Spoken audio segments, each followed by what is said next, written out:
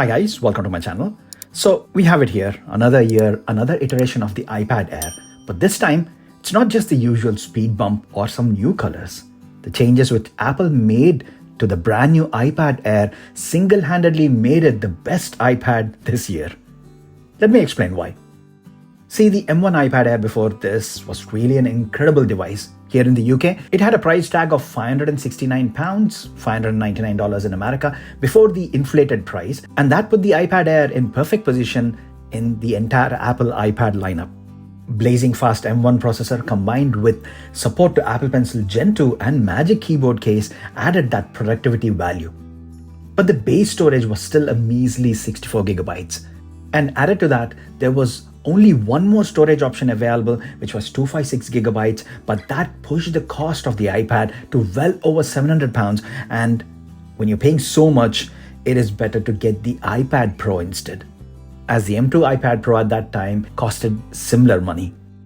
So the only viable option was that low base 64GB of storage, and honestly, in today's storage guzzling apps, online games, and photo video albums, 64GB is barely manageable. And that too with the system already taking out like about 15 gigs of chunk out of that. But thankfully, with the new iteration, Apple ditched that awful 64GB storage option, and now the iPad Air starts at a base 128 gigs, which was previously only reserved for the iPad Pros. And that, in my opinion, is the first and the strongest selling points of the new iPad Air.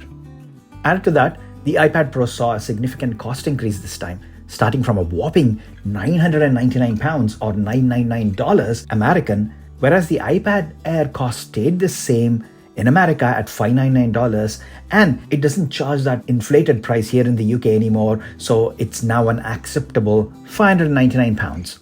And I feel that this is the second biggest selling point of the iPad Air. Moving on to the third point, even though it's not for everyone, but having a bigger screen is really a great option to have on an iPad. More room for everything, more involving content watching experience, and an ideal laptop replacement option for those whose workflow can fall within the boundaries of iPadOS. And up until now, you needed to shell out over £1,100 in order to get that bigger screen size, as it was only offered in the expensive iPad Pro lineup. But now, we have a bigger size in the iPad Air lineup for just $200 or £200 more, and this is what I have with me. And really, if you want a bigger sized iPad, I would recommend going for the 13-inch iPad Air costing $799 instead of that M4 iPad Pro, which now costs a whopping $1,300 or £1,300 here in the UK. Yes, the bigger sized iPad Air isn't as crazy thin as the iPad Pro, but that might actually work towards your advantage, as there are less chances of the iPad bending, even though if you don't handle it that carefully. You also don't get that amazing OLED display, but still, the iPad Air has an amazing and vibrant screen. And you also miss out on ProMotion, but honestly guys, iPadOS is very well optimized and smooth, so I don't think paying £500 extra for ProMotion screen is really worth it. So if you want a bigger sized iPad, seriously consider the 13-inch iPad Pro. And then processor wise, you do get the M2 processor this time, which was in the last time's iPad Pro. See, even M1 is crazy fast for an iPad. And with M2, I don't think there will ever be any dearth of power for whatever tasks you throw at it, and your iPad would be good for years and years of software support. And then we have smaller updates like the landscape FaceTime camera, which makes it really ideal for all your FaceTime and video calls, as we mostly always use the iPad in landscape position when video calling. You also have the Apple Pencil hover feature, again an iPad Pro exclusive, which is available here on the iPad Air as well.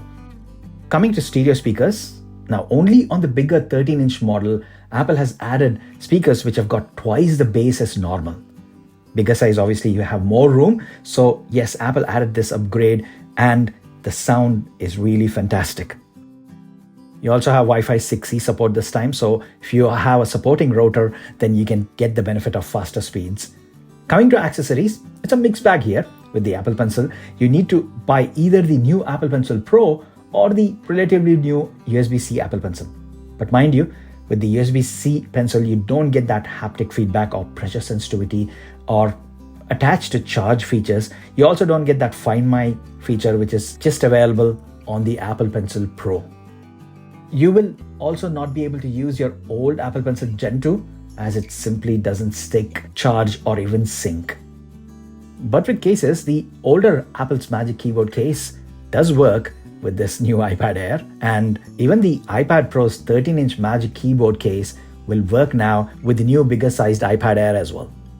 I mean, even with third-party cases here, I have the older magnetic ESR iPad Pro case, which was designed for that 12.9 iPad Pro, and that perfectly fits here. So you can see all the magnets align correctly, and it's a nice snug fit.